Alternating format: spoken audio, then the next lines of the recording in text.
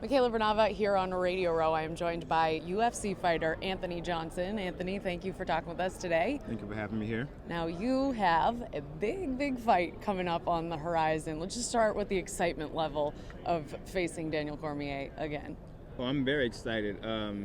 He beat me up last time, so just like a kid, whenever you lose a fight, you want to go and avenge that loss, you know what I'm saying? So I definitely want to go back out there and show him what I'm really made of. But now, it took you a while to revisit and watch that fight. How come? Because I didn't do my best my last fight with him, and I regret it. And I know I could do a lot better. So, whenever you fail at something, especially when you're, an alpha male, or you just mentally, you're so determined to complete a goal, it haunted me, you know what I mean? So now I'm where I need to be at, and I'm ready for April 8th. So what did you see once you did watch it that you will not do again? I saw little mistakes, and that was the big difference in the fight. I take nothing away from Daniel, but I know I also could have did better than what I did, like I said. But it wasn't like a lot in the normal person's eye with the mistakes. But to me, it was little mistakes, but it was big results for him.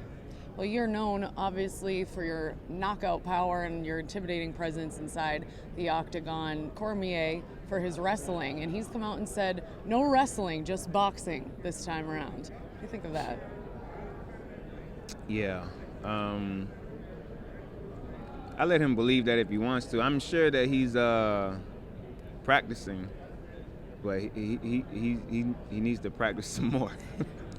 Now, Cormier is one for trash talk. He hasn't held back from hurling some insults your way. What are your reactions to those comments? You know what?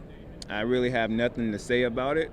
I just keep it bottled up on the inside, so whenever the fight comes around, when I'm whooping his butt, I'll trash talk him at the same time. So you have nothing to say to him right now? Nothing to say. Train hard. Get ready. You know it's coming.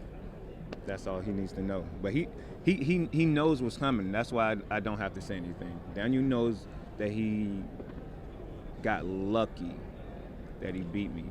Got lucky. Not saying that he didn't earn it, but he know he got lucky. You're coming off a recent big win at UFC 202 over Glover Teixeira. 13 seconds. I will tell you real quick, I was watching that fight with my brother. He went to let his dog out, and he missed it. He was not happy about it, but he absolutely loved the replays. It happened so fast. I was like, dude, you're not going to believe what just happened. Yeah, it was. I was even surprised I knocked Glover out that fast. Sorry. Someone just knocked someone out behind us. We don't know what happened. I saw an opening and just instantly, I just went for it. And he went down, and I saw his eyes close and his head drop, so I thought he was finna go for a takedown. So you see me drop my head, because in wrestling, one of the first signs of defense is drop your head, And I saw him he dropped his head, and then his head snapped back. I was like, oh, he's messed up. So let me jump on him one more time just to make sure he's out. So I hit him. And the ref stopped it. Does the momentum from a big win like that carry over, kind of give you some energy heading into a rematch with Cormier? Not really, because I'll always be motivated to do better than my last performance. So no matter if I win or lose, I will come back and do better. Well, we've had a few UFC fighters on our set this week, which has been fun. And I have no MMA fighting experience myself, but I've asked them all to teach me a little something. I know we have microphones in our hands and not a lot of space, but I'm a can you striker. try to teach me I'm just something a real striker. quick? I've never coached anybody. I've never trained take anybody. Your coaching debut right now?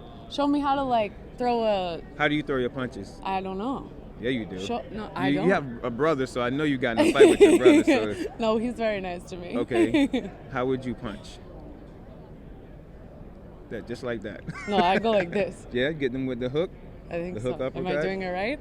Well, that's definitely a hook uppercut. Will you show me?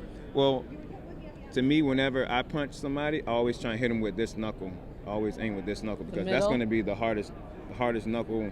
Sort of sends a message too. He's pointing at the middle finger knuckle. So exactly. that's like a double. Yeah. So when you get him, just aim with this knuckle right here. That way, That way you Got make sure you that? get them Aim good. with the middle knuckle. Tips from Anthony Johnson. Tip from Anthony Johnson. Thank you so much Simple. for joining us today. You're welcome.